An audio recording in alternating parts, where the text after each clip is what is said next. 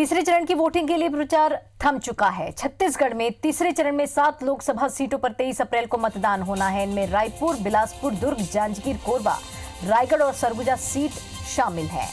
अब प्रत्याशी सिर्फ डोर टू डोर कैंपेन कर सकेंगे। रायपुर जिले में मतदान सामग्री वितरण के लिए 3 केंद्र स्थापित किए गए हैं। इनमें बीटीआई, शंकर नगर, शासकीय दानी कन्या उच्चतर माध्यमिक शाला और शासकीय इंजीनियरिंग कॉलेज सेजबहार शामिल हैं।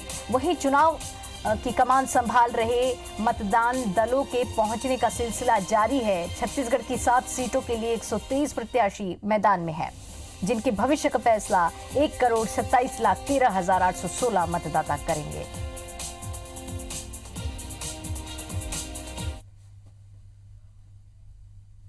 और इस खबर पर ज्यादा जानकारी के लिए, पूरी तरह से जानकारी देने के लिए नेहा केशरवानी हमारे साथ जुड़ी हुई हैं। नेहा, क्या कुछ सियासी हलचल आज छत्तीसगढ़ में देखने को मिलेगी, क्योंकि कल तीसरे चरण का चुनाव होना है और 7 सीटों पर चुनाव होना है।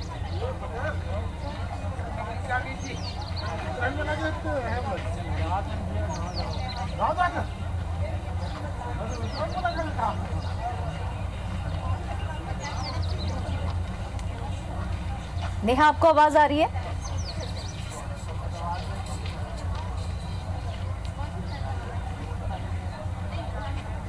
तो चलिए ये बता दें हम आपको कि कल तीसरे चरण का चुनाव होना है और 7 सीटों पर कल लोकसभा चुनाव होना है और काफी कुछ सियासी हलचल है। चुनाव का जो प्रचार है वो थम चुका है। छत्तीसगढ़ की 7 सीटों पर कल वोटिंग होगी और सारे नेताओं ने रायपुर, बिलासपुर, दुर्ग, जांजगीर की लोकसभा सीट में चुनाव होंगे। रायगढ़ और सरगुजा सीट पर भी चुनाव होंगे और 1,27,13,816 मतदाता वोटिंग करेंगे। मतदान के लिए 15,408 मतदान केंद्र बनाए गए हैं। बिलासपुर और रायपुर से 25 उम्मीदवार मैदान में हैं।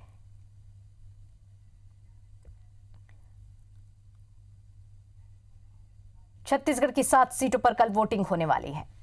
तो इस खबर पर ज्यादा जानकारी के लिए फिर एक बार सीधे रुख करेंगे मेरी सहयोगी नेहा केशरवानी का।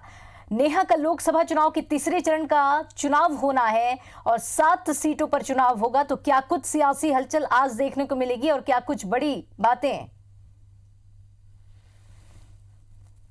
चलिए एक बार फिर हम बता दें, नेहा से हमारा संपर्क नहीं हो पा रहा है। कल 7 सीटों पर वोटिंग होने वाली है। बिलासपुर और रायपुर से 25 उम्मीदवार मैदान में। एक बार फिर नेहा की ओर रुख करेंगे। नेहा, क्या कुछ जानकारी?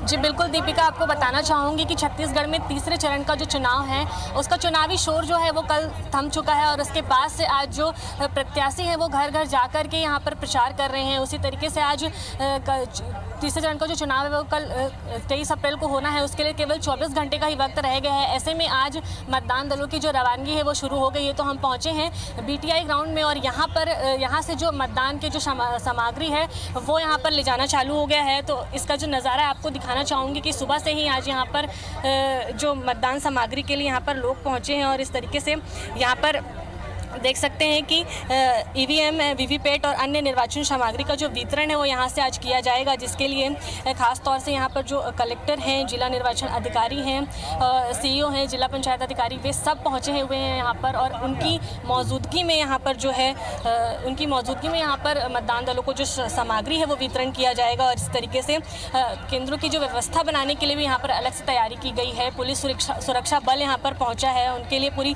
व्यवस्था की गई है। सभी का आज यहाँ पर रजिस्ट्रेशन हो रहा है, नाम यहाँ पर रजिस्ट्रेशन हो रहा है और ख़ास तौर से आज यहाँ पर 3 विधानसभा क्षेत्रों के जो मतदान दल है वो यहाँ पर जाएंगे। तो धरसीवा क्रमांक 47, रायपुर उत्तर से है जो क्रमांक 50 और बलौदाबाजार 45 से यहाँ पर आज का जो सामान है वो यहाँ पर से जाएगा। और इस तरीके से सभी जो सुरक्षा के लिए भी अलग से इंतजाम किए गए हैं। सभी मतदान दलों के लिए अलग से बसों की व्यवस्था की गई है।